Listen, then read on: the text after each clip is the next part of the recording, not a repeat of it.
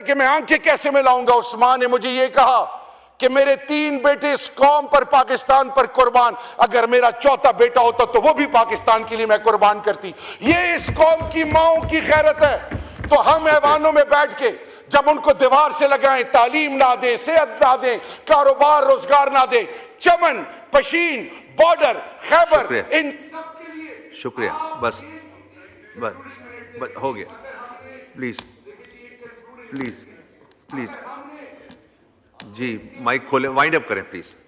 अगर हमने deputy speaker साहब इनके बुनियादी हकूक इनको नहीं देने, इनकी राइट्स नहीं देने, जिस तरह कौम का वो लीडर जो लोगों के दिलों में धड़कता है, उनकी सेहत के हवाले से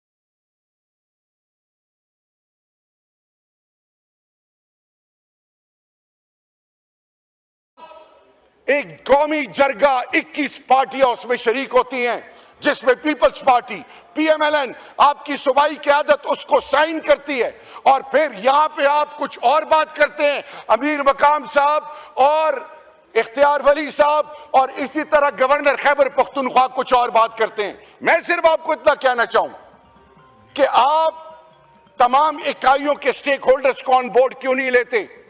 ये जो डंडा है, ये जो, याद रखें, ये जो आज जिस लबो लहजे से आप बात कर रहे हैं, ये लबो लहजा, ये वक्त गुजर जाएगा, लेकिन यू विल रिग्रेट।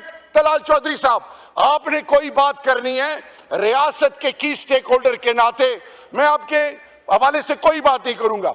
आप में आजिज़ी आनी चाहिए, एंगेज करें, जो भी खदशात हैं उनका हल ढूंढें। इमरान खान और पाकिस्तान तहरीक इंसाफ का और अपोजिशन की प्ली क्या है ऑपरेशन के हवाले से। इन्होंने कहा कि फौज के जवान शहीद, उनके साथ जो बेहुरमती की गई, अफवाज पाकिस्तान के लिए मेरा लीडर कहता है मेरी जिंदगी से ज्यादा अहमियत अफवाज पाकिस्तान की है। अफवाज पाकिस्तान हमारी खैरत है, हमारी इज्जत है। डिप्टी स्पीकर साहब, रोजाना के बेस पे फौजी, civil arm forces, civilians, drone और मुख्तलिफ तरीकों से टारगेट किलिंग से क्या क्या नहीं हुआ। मैं सिर्फ इतना कहना चाहूंगा कि खान साहब, पाकिस्तान तहरीक इंसाफ के बानी, क्या कहते हैं कि आपने अगर ऑपरेशन करना है 2611 किलोमीटर बॉर्डर को गार्ड करने के लिए, सोवियत इन्वेजन ऑन अफगानिस्तान, एक फौजी नहीं था। यही कबाइल आपके लिए सीसप पिलाई हुई दीवार बने थे। आपने उनको क्या किया, आपने उन मिस्क्रिएंट्स जो पाकिस्तान की जमीन, पाकिस्तान के मसाजिद, मदारिस, इमाम बारगाहें, खानकाहें, पाकिस्तान के मासूम निहत्ते पाकिस्तानी, और फिर मेरे अफवाज पाकिस्तान सिविल आर्म फोर्सेस को जो टारगेट करते हैं वो खारजी, उनका मुकाबला इन कबाइल से करें। वहां पे रिवायात हैं, जरगा सिस्टम है, और अफगानिस्तान ड्यूरल लाइन के उस तरफ वो भी कबाइल पश्तून है। जब ये बैठेंगे तो मसले का हल निकलेगा। क्या वजह थी कि 2018 में खान साहब की हुकूमत से लेकर एंड तक अप्रैल 2022 में एक ड्रोन नहीं होता, लॉ एंड ऑर्डर एग्जेम्पलरी, कोई ऐसा वाकया नहीं होता। तो डिप्टी स्पीकर साहब, मैं सिर्फ इतना कहना चाहूंगा, खुदा के लिए कौम को नेगेटिव मैसेज ना दें। ये पार्लियामान पूरे पाकिस्तान की इज्जत और बुनियाद है। आप जब बिजली, गैस प्रोड्यूस करने वाले वो अजला जो केपीके के हैं, फोर्स लोड शेडिंग, उनके बुनियादी हकूक, नेशनल फाइनेंस कमीशन में 19.6% मेरा शेयर है। मुझे जब आप हर चीज में 223 अरब रुपए आपसे डिमांड हो और आप मुझे 54 करोड़ रिलीज करें, ये क्या मैसेज है? आप कहना चाहते हैं कि बिजली के हवाले से ये अवामी नुमाइंदों को प्रेशराइज किया जाए, उन पर फोर्स लोड शेडिंग की जाए, उनका जो ड्यू राइट है उससे उनको डिप्राइव किया जाए, ताकि अवाम मुतनफर हो इमरान खान से। ये वो तमाम हरबे हैं जिसमें हम नाकाम हो चुके हो। खुदा के लिए सबको साथ लेके चलें, सबको इज्जत दें, इसी में पाकिस्तान की बका और पाकिस्तान का मुस्तकबिल है। डिप्टी स्पीकर साहब, एक और पॉइंट, मेरा सवाल ये है कि जो आज पीटीआई पर तनकीद कर रहे हैं, क्या ये भूल गए हैं इनके माजी के स्टेटमेंट्स? इन तमाम पॉलिटिकल पार्टी मिनरल्स में जो इंटरनेशनल इन्वेस्टमेंट आ रही है या लोगों उसकी तरफ तवज्जो है, उसको रोका जाए।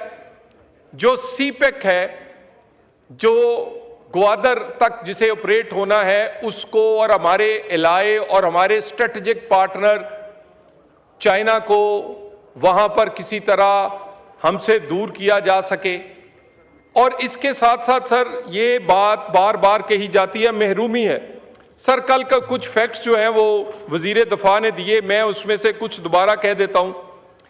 सर, ये सिर्फ एक बयानिया बनाने के लिए, महरूमी का बयानिया, मिसिंग पर्सन्स का बयानिया, नाराजगी का बयानिया, जुल्म और ज्यादती का बयानिया, ये बयानिया सिर्फ बनाकर अपनी दहशतगर्दी या अपनी कार्रवाइयों को बढ़ाने के लिए या उसको जस्टिफाई करने के लिए किया जाता है। सर, महरूमी जो है, जो देखिए, जो वसाइल पाकिस्तान के पास हैं, वो वसाइल की डिस्ट्रीब्यूशन अगर गलत है तो ये ज्यादती है। अगर एनएफसी में से पर पर्सन शेयर जो है वो बलोचिस्तान का पंजाब से 40% ज्यादा हो, तो ये हकाइक का एक ऐसा रुख है जो कोई नहीं देखता।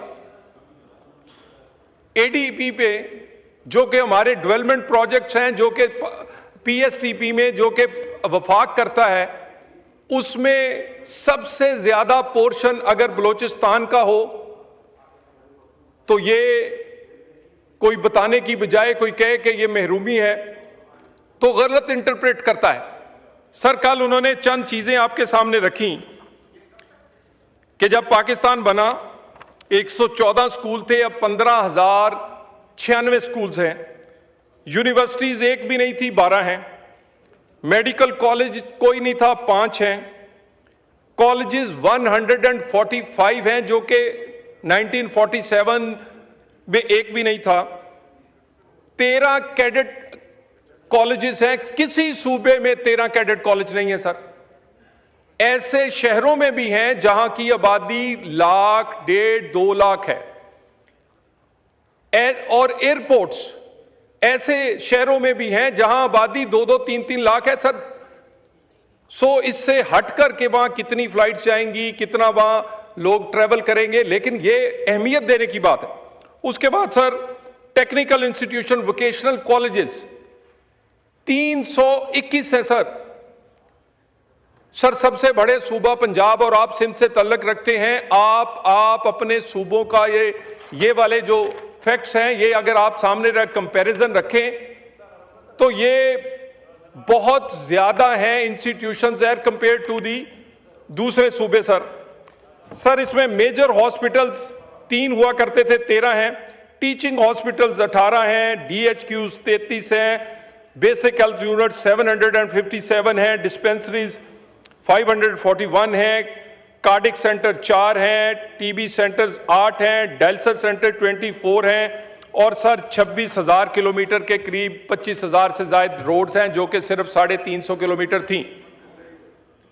सर, इसके साथ साथ जो आपको एनएफसी अवार्ड में से पैसे मिलते हैं, उसकी अगर रेशो देखें तो वो भी बलोचिस्तान में वो रेशो पंजाब, सिंध जो कि बड़े सूबे हैं, पर पर्सन के हिसाब से वो 2 गुना से भी ज्यादा है। सर,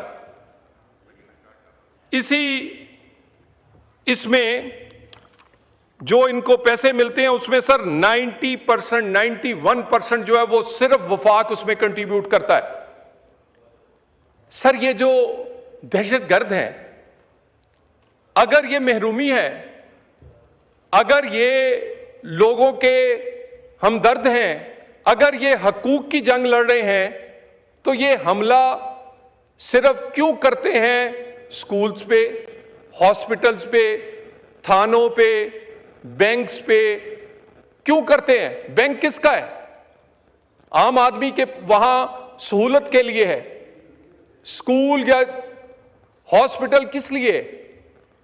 ये जो हाईवेज हैं, इनके पुल उड़ाना, हाईवेज ब्लॉक करना, इसी तरह रेलवे जो है उस रेलगाड़ियों को अगवा करना, ये सारे काम तो सर किसी एलीट तो इसमें नहीं, आम आदमी इस्तेमाल करता है। अगर ये हकूक की जंग लड़ रहे हैं तो ये तो उन्हीं के हक पर डाका डाल रहे हैं।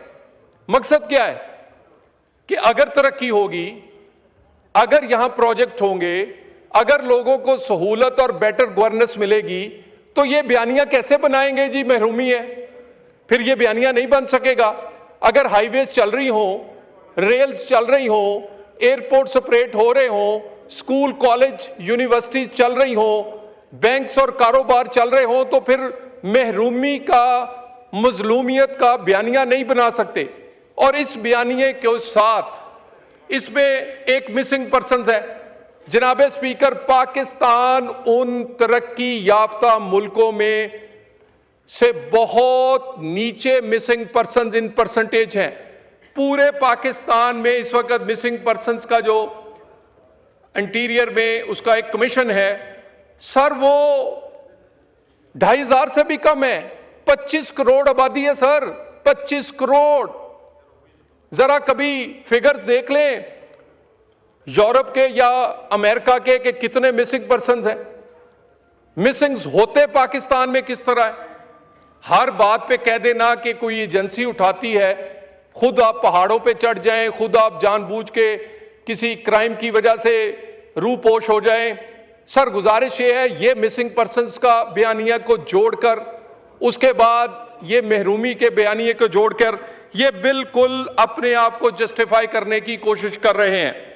सर इस वक्त जो सवालात इधर उठाए गए, सबसे पहले कहा गया जी कि वजीर दाखिला क्रिकेट मैच देख रहे थे। मैं ऑपोजिशन लीडर को कहूंगा कि वो उन्होंने वो फुटेज और वो नहीं देखी। वजीर दाखिला सैयद मोहसिन रजा नकवी वो वजीर थे जो जब ये सब कुछ वहां पर ऑपरेशन चल रहा था वो कोयटा पहुंचे। जब लोग ये कह रहे थे कि कोयटा गैर महफूज है, कोयटा पर किसी का कब्जा है, और खुसूसन हमारा हमसाया मुल्क इंडिया जिसने एक टाइम पर वो मई वाली जंग में कराची और लाहौर पे भी दिखा दिया था कि कब्जा कर लिया, उसी तरह वो कह रहे थे कि कोयटा में उसके ऑपरेशन की निगरानी भी की, उसके गली मोहल्लों में गए भी और सिक्योरिटी फोर्सेस के साथ खड़े नजर आए। तो वजीर दाखिला अपनी वजारत दाखिला का काम प्रायोरिटी पे रखते हैं, और ये दौरा तो इस दौरान हुआ। इससे पहले 1 दर्जन से ज्यादा दफा वजीर दाखिला ने अपना हार्डन दी स्टेट, काउंटर टेररिज्म और बलोचिस्तान के मसाइल पर बातचीत के लिए खुद हम वो जाते हैं। वजारत दाखिला के सेक्रेटरी दाखिला समेत हमारे अफसरान खुद जाते हैं, उन्हें बुलाने की बजाय। उसके बाद सर कहा गया कि वजीर आजम क्यों नहीं गए। सर गुजारिश ये है, वजीर आजम और CDF कोई अहम इशू हो, जाफर एक्सप्रेस हुआ, सर अगले दिन फौरी तौर पे गए। तमाम वो क़यादत यहां से अभी सवाल उठाया कि क्यों लोगों को इकट्ठे नहीं बिठाते। सर सबको इकट्ठे बिठाया, मैं भी उधर मौजूद था। हर एक को बोलने का मौका दिया गया, हर एक से पूछा गया, जो चीजें एडमिनिस्ट्रेटिवली गवर्नेंस या दूसरे सिक्योरिटी के मामलों में ठीक हो सकती थी उसका हुक्म दिया गया। और उसके बाद इसी हाउस में सर इन कैमरा ब्रीफिंग हुई। सर मैं पुरानी बातें याद करवा के इस जो आज इत्तेहाद नजर आ रहा है उसे खराब नहीं करना चाहता, लेकिन सर इसी हाउस में बड़ी जमात जिसका अपोजिशन लीडर भी है वो नहीं आए। सर मैं एक और बात, देखिए मेरी गुजारिश है, जिस तरह इस कोयटा या बलोचिस्तान के वाकयात पे इस दफा मैच्योरिटी दिखाई है, सर इस इनके अपोजिशन लीडर ने जाफर एक्सप्रेस को मजम्मत नहीं की थी। मैं ये बात मैंने बड़ी ढूंढी है, सर अगर इन कैमरा इजलास है, सिक्योरिटी किसके लिए है? आप आए, आप अपनी कंट्रीब्यूशन करें। जब सीडीएफ और वजीर आजम बलोचिस्तान 2 दफा गए, जब वहां की तमाम पार्लिमानी पार्टियों को बुलाया, अगर कोई एक नहीं आई तो वो पीटीआई थी, बाकी सब आए, सब ने खुल के बात की। अभी भी सर ये हमारा पाकिस्तान का इशू है, ये हम सब का इशू है। हम हमेशा चाहते हैं कि तमाम सियासी जमातें उसमें रोल प्ले करें। सर उसके बाद कहा गया कि इंटेलिजेंस फेलियर था। सर इंटेलिजेंस जो सक्सेस थी उसी वजह से बचत हुई। इस हमलों से पहले, इन इवेंट से पहले, जिसे यह बनाकर पेश किया गया कि खुदा ना खास्ता एक ही टाइम पर एक सब कुछ किया गया, ये मुख्तलिफ औकात में सॉफ्ट टारगेट्स, मसलन किसी बाजार, किसी मंडी, किसी बैंक, किसी स्कूल हमला किया। जैसे सिक्योरिटी फोर्सेस आती थी, ये उधर से या मारे जाते थे, पकड़े जाते थे, नहीं तो भाग जाते थे। उसमें सर इंटेलिजेंस की मालूमात की वजह से इस सारा कुछ होने से पहले, पीछे उससे पहले 48 घंटे में हरनाई और पंजगूर में ना सिर्फ 3 दर्जन से जायद दहशतगर्द मारे गए, गिरफ्तार हुए, एमुनेशन पकड़ा गया, और उसके बाद इंटेलिजेंस इंफॉर्मेशन होने की वजह से हमारी सिक्योरिटी फोर्सेस इतनी अलर्ट थी कि देखिए एक शहादत भी उसका कोई जस्टिफिकेशन, या मैं नहीं कह सकता उसको जस्टिफाई नहीं कर सकता, नहीं होनी चाहिए, मगर कल तक के फिगर्स 177 दहशतगर्द थे, ये सिर्फ हलाक। इसमें से जो हमारे सिक्योरिटी फोर्सेस के शहीद हुए हैं वो एग्जैक्ट 30, मैं उसकी पूरी डिटेल भी बता देता हूं, वो थे। इसमें से सर 33 सिविलियंस थे सर, 17 लॉ इन्फोर्समेंट के जो एहलकार थे, जिसमें 10 पुलिस के, 6 एफसी के, 1 लेवीज का, 33 ग्वादर और मकरान के मजदूर थे सर कुरान पाक उनकी खवातीन सर पे रख के ये चीखती रही कि मैं बलोच हूं। ये बलोची कह के बलोच को ना मारो। उन्होंने ये दहशतगर्दों की कोई लसानी एफिलिएशन, कोई मजहबी एफिलिएशन नहीं होती, ये दहशतगर्द होते हैं। ये सिर्फ बहाना, एक साइड पर वो टीटीपी दाढ़ी रखकर, मजहब का बहाना बनाकर, और ये दाढ़ी के बगैर बीएलए लसानियत का बहाना बनाकर वही काम कर रहे हैं।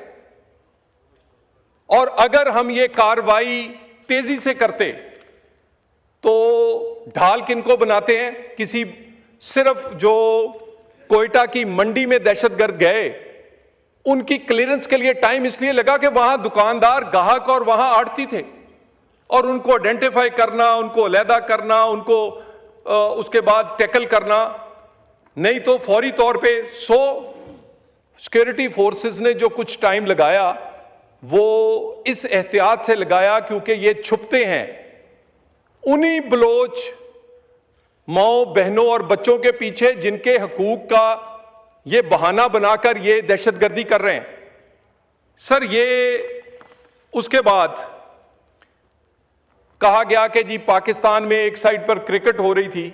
सर यही तो दहशतगर्द चाहते हैं कि आप क्रिकेट भी बंद कर दें, आप मेले ठेले भी बंद कर दें, आप दुकानें भी बंद कर दें, आप कारोबार भी ना चलाएं, आप बलूचिस्तान का कारोबार हो या वो पाकिस्तान का हो वो भी ना चले, यहां कोई खेल कोई कुछ ना हो, ताकि दुनिया को बताया जा सके कि उन्होंने हमें मफलूज कर दिया है।